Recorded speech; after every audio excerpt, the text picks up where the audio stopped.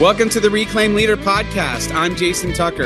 And I'm Jesse Skiffington. We're two pastors in the trenches who are passionate about church health for greater gospel impact. We share the ups and downs of ministry, strategies that worked for us, and some that didn't. Best practices and practical tools for church leadership. The goal, to help all of our churches flourish. Let's get started. See another sunrise, sing a little song. Well, hey, everyone. Happy New Year. Welcome back to the Reclaim Leader podcast. Jesse, we've been off for a couple of weeks, and hopefully people still remember who we are. You know, it's just how it goes with Christmas and New Year's. Now, truth be told, we are recording this before Christmas because that's how we could fit it into our lives. So we're sort of projecting ourselves into the future with this episode. But how you doing, Jesse? How are all your prep and everything going? It's going well. You know, it's such a good time of year. And I find about midway through December, most of the prep has been done. A few big events are behind us, and we're kind of, focused in on Christmas Eve and making sure that's good. But part of what we do with Christmas Eve is we point forward to some of the things we're doing in January. So for me, I don't know about you, but I'm already kind of thinking into the new year. Yeah. And the Christmas story I love it. And it's familiar enough that I think there's not a ton of extra lifting or creativity that has to happen around it. So yeah, my mind's kind of already there, even though we got a few big things ahead of us. But what about for you? Yeah, I'm in the same boat. I think, Christmas is just a few days away, and just figuring all that out. We're going to take a little time. We're going to travel, visit some family, and then, already thinking about what is the thing that God really wants us as a church to be working on in 2026. And I think people are under the impression that we always sort of intuitively know what that thing is. Yeah. And it's not. It's a process that we do every year where we just think about what's the Spirit inviting us to move towards, and how do we discern that together, and how do we actually take action together? I think, one of the big themes of Advent is not just, receiving Christ, God with us, but responding. Yes. And we always respond with a call to action. So what's our call to action? What's our response to that which we are being called by Jesus to do? So that's our lane today, as we're talking about the first 30 days of 2026. And I think there's we're going to go over some stuff we've gone over before, but just some real practical ways that pastors can get some traction on some change right away, because that's when everybody's motivated to do it, right? Yeah, man, we got some natural wind in our sails, so let's take advantage. I was talking about this arbitrary excuse to kind of get things started up again, but let's take advantage of it and not miss the opportunity. Yeah, and so for everyone listening with us, maybe you're new with us, this is your first episode with us, a special welcome to you. And everyone who's been with us along this podcasting journey. This is our 9th year, which is pretty unbelievable that we've been doing that for this long. And so welcome, everybody. There's tons of episodes that cover a whole bunch of things. I wish that maybe there's going to be some AI tool that will automatically categorize all the episodes into themes. We didn't do that along the way. So we've got 423 episodes in there for you already, but it's all free, and we hope it helps you to lead. ReclaimLeader.com is our website, and you can access all of those. You can access some show notes and some other things as well. So anyway, glad that you're here along this journey. If you could leave us a review or share it with a colleague or friend, it's just a great way for people to discover us. And other than that, man, I'm excited. I'm excited for 2026, and excited for whatever God's going to be doing next. And honestly, Jesse, I have no idea what that thing is. So I'm excited to go through this process as well. That's right. I think what's neat was when we can kind of be in a collaborative leadership setting where clearly God has wired us to lead and hopefully have some vision and direction or a sense of where he's leading. But I like what we're talking about today is how do we kind of bring people along in that and realize that some of our best ideas are probably out there in a conversation somewhere, or maybe from a team member or something like that. So this is a good time to listen well and to just pray for kind of clear direction and vision and the ability to move toward it. So good stuff. Yeah. So this today is broken into two parts. So a way to kind of simplify leadership and getting traction and listening to the Holy Spirit, all that, doing it collaboratively, sort of, it's much more of a unified whole than we're making it out to be today, but it kind of has two different lanes. And one is about discipleship, meaning how do we disciple? How do we make sure that we are following Jesus? How do we help others to do the same? And then what kind of bubbles up from that? What are the things that we hear the Holy Spirit, but what are we discerning about that? And then the second is more strategic in nature. So, okay, how do I get this process? How do I make sure I have a good process to talk about what are these things that the Holy Spirit is revealing? So let's start with the first thing, and that is, now we call this the 3-day kickstart. So in 3 days, the idea is, how do you get a kickstart on some increased discipleship in the church? And there are kind of 3 parts to this. So this is what it looks like for me. If you spend 1 hour a day for 3 days straight, you will get traction in this area. And so here's the first thing. The first thing is, and again, you could pick a whole bunch of things. These are the things that work for me. One is, pick one person in the congregation to have coffee or lunch with, just to talk with them about how they're doing, what they see in the life of the church, where do they think God's leading them. It's a great way to sort of feel the pulse of the church. And if you're more introverted, you're going to be coming off the holidays and feeling a little just like, I just kind of want to be in the bat cave for a while and work on some things. But this is really an important thing. Some of the best things that have happened over the last month for me have been a ton of requests to get coffee. And I'm always surprised at how much it reinvigorates me for the mission. I end up getting discipled by hearing somebody else's journey with Jesus. And I feel inspired, and I feel motivated, and I feel encouraged and convicted, and all of those things. And then for the other person, they feel like they're able to voice what's going on, what God is doing, what are their hopes and fears and dreams and all of that. So anyway, I found this to be such an important thing. Just pick one person. Yeah. It doesn't have to be like the perfect person or anything like that, but yeah. What are you looking for in that person? I mean, are you looking for a particular demographic, or just someone? That's a great question. Or yeah. How do you navigate that? That's a great question. I want somebody who I really don't know. Yeah.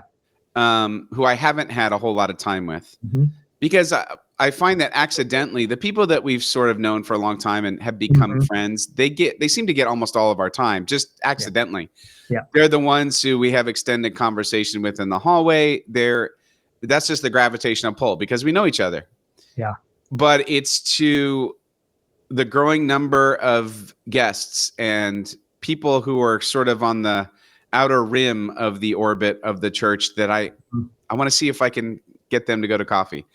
Yeah, especially somebody new, because they've made the decision to come. They're in for now, and I want to get to know them. So that's usually what I'm looking for. Yeah, I like that. I kind of use this as the excuse for someone that maybe I've been hoping to connect with on a Sunday, but I just never quite get to. Yeah. Or something like that. And I'm like, just pick up the phone and find a time to grab coffee or lunch and get to know their story, because it is encouraging to hear, why have they come? What is it about the church? And, but then they also get to hear their own journey with Jesus and what's going on in their life. So it kind of gives you just an opportunity to hear what is happening in someone's life that may then derive outward towards a direction to move in. So I think it's important and helpful.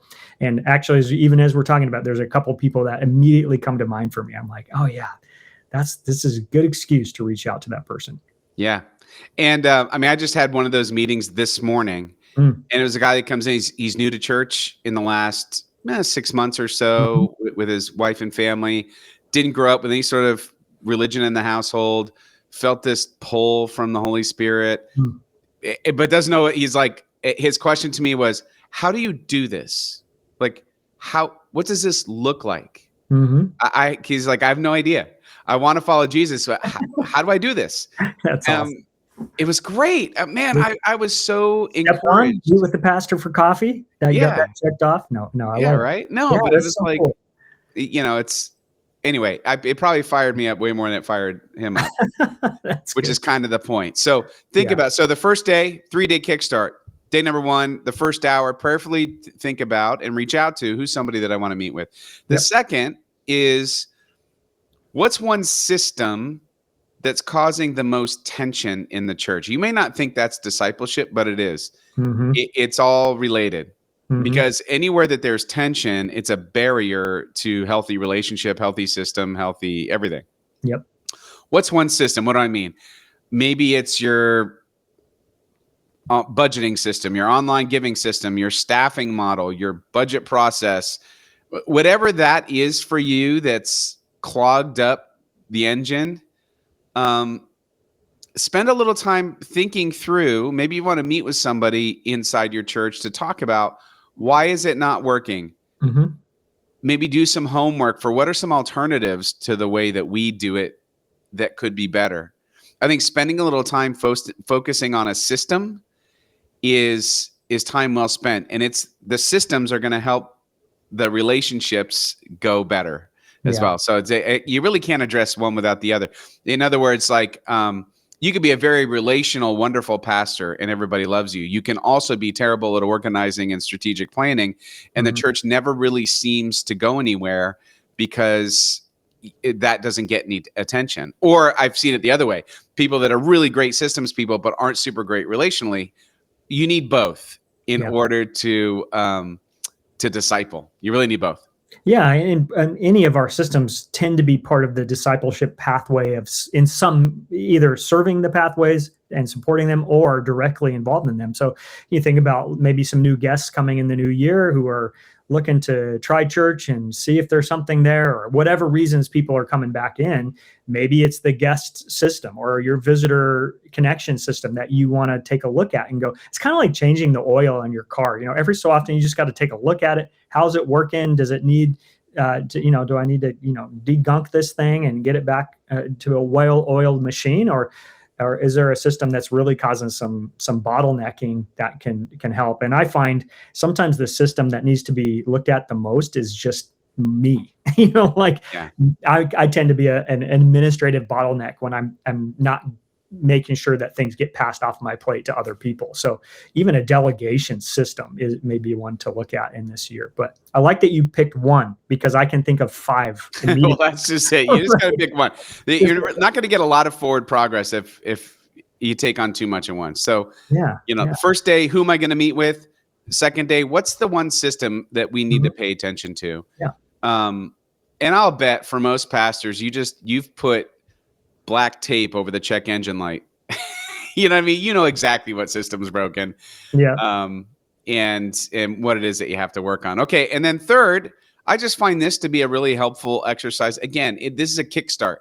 Is the third day to think about what's one sermon that will start moving the needle on a big ministry area that we're thinking about, or maybe an area that we feel God is calling us to make, or maybe addresses discipleship in the church, or where the people are at. What's one sermon or one sermon series that will really do that?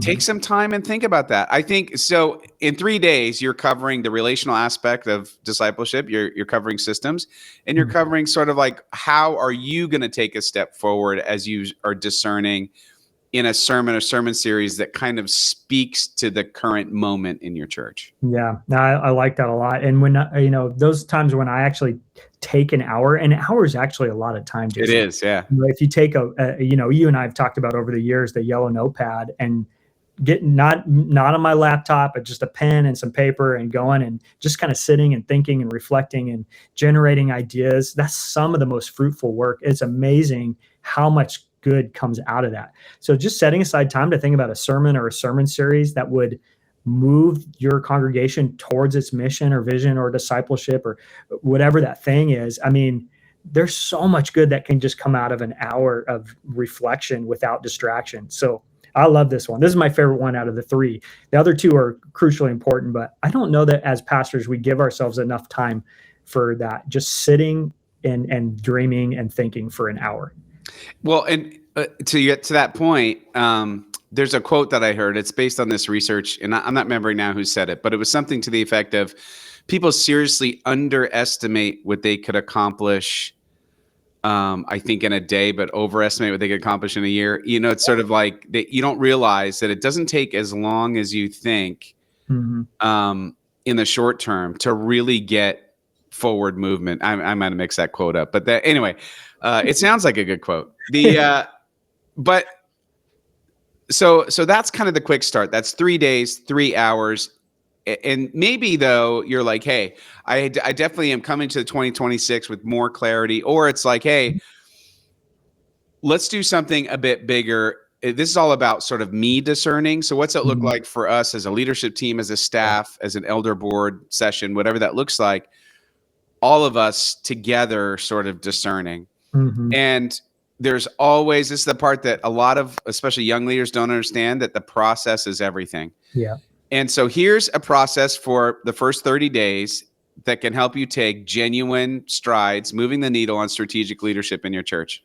So it's just 3 things, 3 steps, kind of like the 3-step kickstart. There's a 3 steps to strategic leadership. So you're going to pick one area that you need to work on. Maybe it's that system that you thought about, or maybe it's some other ministry area that you want to work on. Maybe you want to revamp your Sunday school or start a Sunday school, or whatever it is. Pick one key results area to change in the next 30 days. And here's what you're going to do. You're going to spend 1 to 2 weeks, 7 to 14 days, just researching and investigating that issue. What do I mean? Well, what you're going to find, and this is what I've found, is when it's time for me to present to the leadership or present to the congregation, I can't fake it. I really need to know what I'm talking about. I need to have evidence to back it up. It's just, maybe that's just the way my congregation is, but they want to see the charts and the slides, and they want to see the research that Barna gives, and they want to see what this book said about this issue. So it's really just kind of doing research on the issue. So let's say it's Sunday school, and I do research and what are the most effective Sunday school strategies that help kids develop a personal relationship with Jesus that sustains them when they go off to college. I want to know that. Or what are the models that seem to be best? What are the worst? What are the ones that, what are we currently doing? Why do we feel like that's not working? So you're really just doing research as if you're putting together a report to present your research, because that's exactly what you're going to do. Then about 2 weeks in, you can meet with your leadership and bring them into your thought process, bring them into the research, share with them what you have discovered, help them see the problem and feel the urgency that we have to address this. This is a, for the sake of the mission kind of thing. We've got to address this, and help them to see that urgency, because nobody makes change without the urgency. But with urgency, listen, every single church can make a change if they're properly motivated. Yes, even the most stuck ones. How do I know? Because of the pandemic. Almost, 99% of churches figured out how to stream their services online. Ours included, who hadn't figured that out prior to the pandemic. Yeah. And so you can't tell me a church can't do it. They just aren't properly motivated, right? So a part of it's building urgency with the research. And then lastly, pick a next step. It does not have to be we solve the entire problem in 30 days. It's let's pick a next step. Maybe the next step is we want a task force to study this more and come back to our leadership. Or maybe there's some low-hanging fruit we could take for a next step. Decide what that is. Again, you can do all of that in 30 days. Research, build urgency, pick a next step. Yep. Yeah, that's good, Jason. And again, it's like it almost, obviously you want to prayerfully discern what is God putting on our heart or my heart and all that. And in some ways, there's probably a lot of things you could aim at and apply this to, and it would be healthy and good for the congregation, right? And for the mission of the church. And so I think sometimes we get hung up on, it's like we gotta have that perfect thing before we make any progress or something. And that's not going to come. So it's like, there's probably a few things that are immediately coming to mind for people. Like we want to focus on how do we disciple the young adults that are showing up at our church? Like, what's that going to look like? Well, there's a lot of research that could be done around that question. and then some urgency. I mean, these are the grandkids of a lot of our senior adults or others, like, so how do we build sort of a momentum behind that with some urgency? And then you went to the most Presbyterian thing I've ever heard, which is task force. Just make a task force. We love our task forces. Do it, but it actually is a really great way to do it, because you can kind of handpick some of the folks that are going to be a part of that effort, and people you trust to keep the ball moving in the right direction and in line with the mission. So I love that as a next step. In some ways, it's a good reminder that this work is not just the pastor's job; it's all of our job. And a task force, probably you're going to be a part of it, but this team is going to be working together to generate some ideas for next steps. So that's solid, Jason. And I think you and I have seen this work over and over and over again. Not all the ideas that come out of it are successes, but the process of bringing people along to try something, to do something, to take a step, following this is a good, easy, basic guide that does so much good for us. So I love it. I'm glad this is front and center as we're kicking off the year. Yeah, it's because complexity will kill innovation. Yeah. Right. So how do we just have a simple process to get things moving? And I can't tell you how many times, because I do get asked this a lot. It's like, well, do you sort of already have solutions in your head when you go to form these? And the answer is sometimes. Yeah. But there are a lot of times I go in and I go, I don't know we're going to solve this problem. Yeah.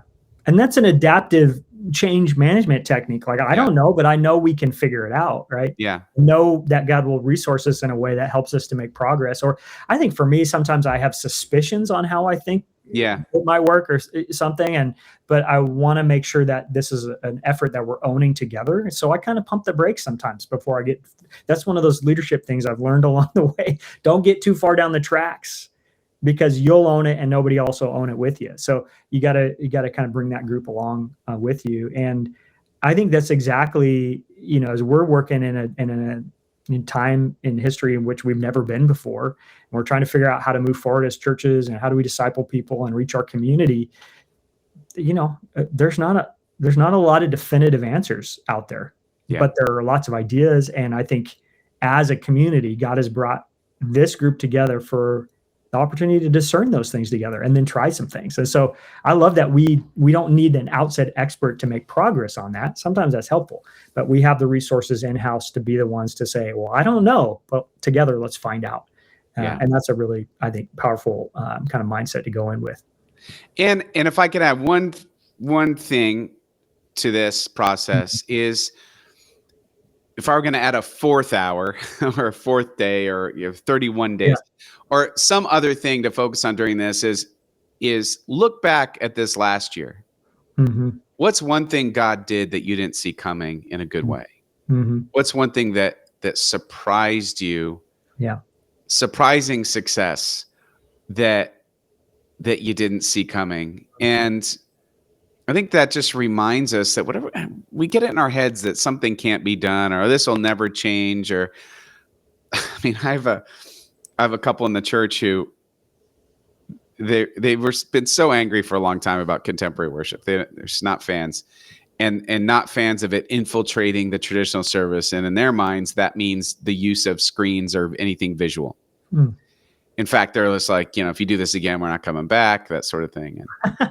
And, ultimatums and all of that. And I'm like, what are you talking about? All your friends in Florida have them in all their churches. But anyway, and they were not happy about the worship schedule change that we had. And here's the shock of all shocks. Guess where they've been coming? They've been coming to the contemporary service because they like the time. Who knew? I never would have thought that would happen. Do either of them play the guitar or drums? Well, not that I know of, but Okay. I don't know. I know that's a small thing, but I feel like God's surprising us all the time, and we have it on our heads. I don't know. This will never change here. Or that, or we tried this before and it didn't. I mean, this is all garbage. God's constantly like surprising us with what He wants to do next. Yeah, and I think go into it like. Hold it loosely, but hold it excitedly. Sure. About where God's going to show up. And I think that will help because the thing that stops us from all of this is just fear that it's not going to work, fear that it's going to look bad on us, fear, whatever. We're going to make people mad. People are going to leave. But I mean, that's no way to lead.